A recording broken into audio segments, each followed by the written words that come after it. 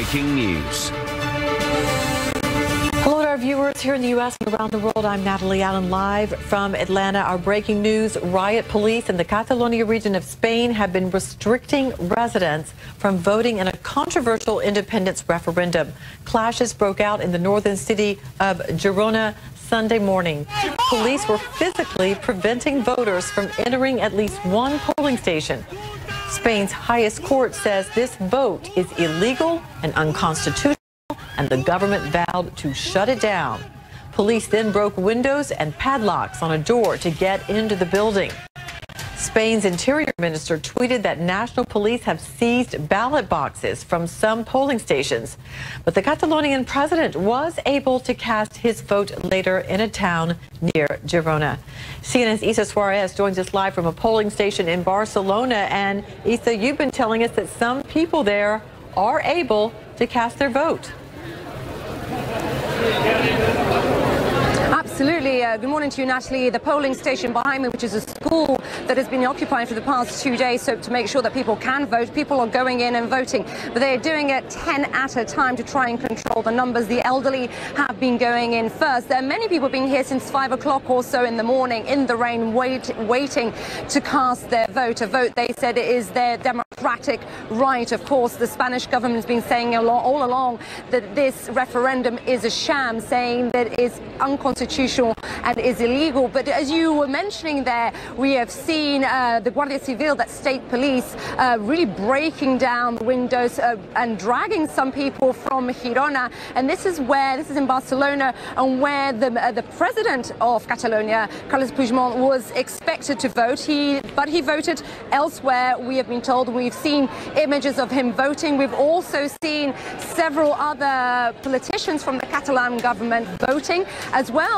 Here where we are, we saw one of the ministers of the technical hitches, let's say, Natalie, about an hour or so ago, when the system that verifies your identity in order to vote, that was frozen. Officials then came out, representatives of the vote came out and told people to stay away from their phones while they tried to refresh the system. But we've been told that's now up and running, and people have been going in, people have been queuing in the rain. I can tell you this queue snakes right around the corner and waiting to vote. That might not be the case in other polling stations, but what we have been hearing is in social media is that if you can't vote in one, you can vote in others. And this is something the governor has been saying in the early hours of this morning. You can vote in any station, polling station, in case some are closed. 73%, says the minister, one of the ministers of the Catalan government, 73% of polling stations are open, he said, as of about an hour or so ago, Natalie.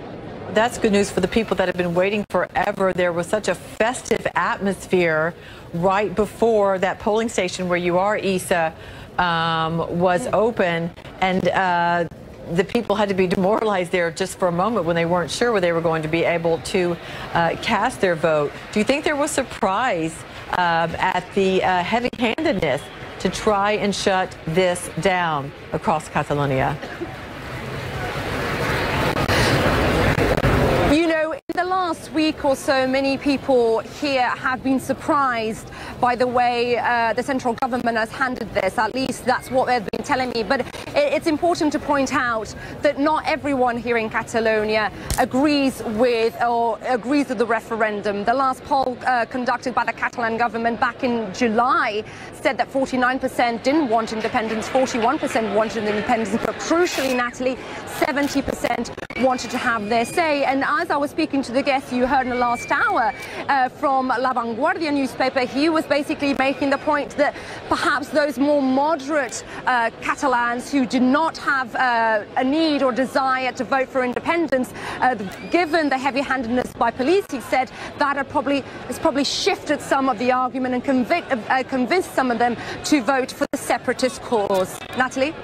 Suarez, we thank you for your reporting there during this tumultuous time. Emily Eklund is a lecturer of Spanish and international politics at King's College London. She joins us now from London to talk about this. First, I want to get your reaction, Emily, to what we're seeing. As Isa just reported, over 70%, as Isa Suarez was reporting, there are 70% that are open. There are people getting to vote, but Spain has certainly showed that it is cracking down and trying to prevent some of this voting from taking place. Well, I think what is remarkable is really the absence of dialogue in this process. As was reported before, we can see that the Spanish government has responded quite fiercely against this referendum.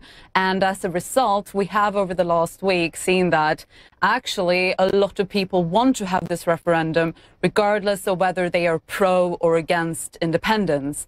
And I think that has really been the surprising factor in the government's response. Also, they've been sending in the national police in order to make sure that the referendum would not take place. And as we've seen this morning, the regional police force have been refraining from going into polling stations and shutting them down, leaving that to the national police, which are then authorized to go in with, I would say, stronger force than the regional police.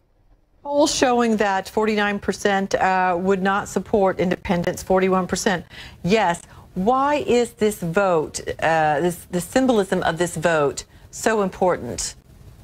Well, it's been important for many, many years. This is not something that has just happened over the past couple of weeks, but since the democratic transition in Spain in the late 70s and since the writing of the Constitution in 1978, we've really seen that there has been a tension between the nationalities in Spain, so that would be not only Catalonia, but also the Basque Country and Galicia, that they were not granted the level of autonomy in the Constitution that they were looking for after 40 years of oppression under the Francoist dictatorship.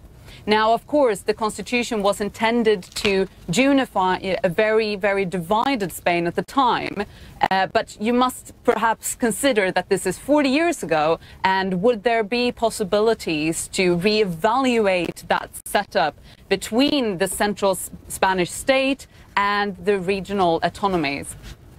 What has the government done, Emmy, to try to thwart this situation, to try to, as you say, for a while, their autonomy was lessened, and then it came back. They tried to vote again in 2006. Is there more the Spanish government has done to help them feel like they have more autonomy and a little more freedom without it coming to something like this? Well, I mean, we've had an increase of autonomy since the transition, democratic transition, but it's not the same as independence. And there has also been quite a few disputes between the regional government and the central government with regards to education, with regards to the role of the Catalan language, how much is Catalan language promoted in the region. And the central government has resisted these markers of national identity out of fear of, obviously, of a breakup of the Spanish state. And especially, I would say, the conservative government that is now in place has been very much against Catalonian independence and Catalonian autonomy, much because it emanates from a strong tradition in Spain which actually dates back to the dictatorship itself, that the right wants a unified Spain. They want a whole Spain, and they do not really respect the regional autonomies. Last quick question. Is there a workable solution? Is there something that can be resolved? What if this vote takes place? They declare most people voted for independence. What then?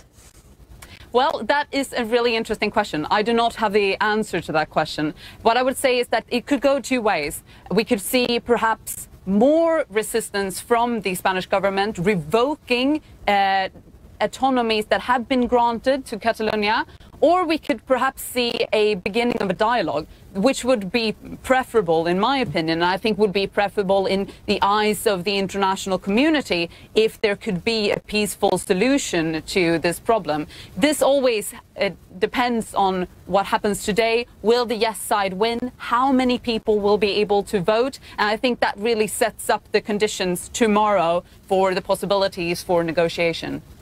We thank you for helping us understand the situation.